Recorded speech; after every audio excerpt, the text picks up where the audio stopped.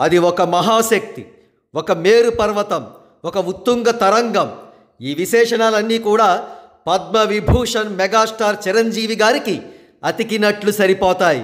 దశాబ్దాల తరబడి సినీ మహాసామ్రాజ్యాన్ని కమ్మ హీరోలు మాత్రమే పరిపాలిస్తూ శత్రుదుర్భేద్యమైన కోటను నిర్మించుకుని మరెవ్వరిని ఆ కోట లోపలికి ప్రవేశించనీయకుండా వారే పరిపాలిస్తున్నప్పుడు చిరంజీవి గారు తన టాలెంట్తో ఆ కోటను బ్రద్దలు కొట్టి సినీ మహాసామ్రాజ్యాన్ని తానే పరిపాలిస్తూ మరెన్నో వర్గాల ప్రజలు సినీ రంగంలో ప్రవేశించి వారి సత్తా చాటుకునేలా చేసి తెలుగువారంతా మీసం మెలివేసేలా చేశారు. సహజంగానే ఆ మీసం మెలివేసిన తెలుగు ప్రజల్లో చిరంజీవి వర్గానికి చెందిన కాపులు కూడా ఉన్నారు. కాగా ఒక తల్లి కడుపున పుట్టిన బిడ్డలు ఒకే యాటిట్యూడ్ కలిగి ఉండాలనే రూల్ ఏమీ లేదు.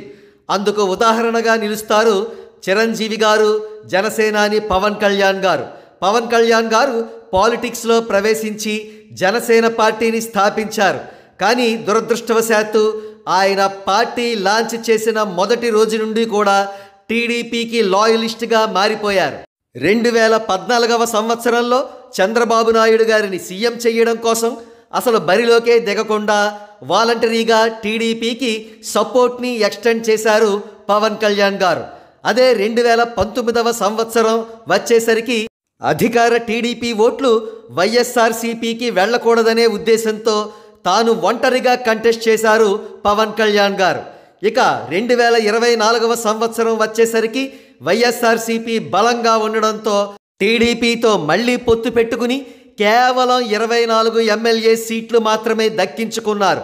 ఇలా తక్కువ సీట్లు మాత్రమే తీసుకోవడానికి కారణం చంద్రబాబు నాయుడు గారి సీఎం పోస్టుకు తాను అడ్డు రాకూడదనే ఏకైక ఉద్దేశం మాత్రమే. పవన్ కళ్యాణ్ గారి నిర్ణయం వల్ల రాష్ట్రంలో 3వ ప్రత్యామ్నాయం ఏర్పడాలి అని కోరుకునే ప్రతి తెలుగువాడి హృదయం కూడా భొగ్గుమంది. ఆ తెలుగువారిలో కాపుల పరిస్థితి మరీ దయనీయం. తాము జీవితాంతం 2 కులాల వారికే ఊడిగం చేయక తప్పదు అనే విషయం వారికి అర్థం అయిపోయింది. అంతేకాకుండా వారికి భవిష్యత్తు కూడా లేకుండా చేశారు పవన్ కళ్యాణ్ గారు. సింపుల్గా చెప్పాలంటే చిరంజీవి గారు కాపులు మేసాన్ని మెలిపెట్టేలా చేస్తే పవన్ కళ్యాణ్ గారు మేసం తీసివేసేలా చేశారు.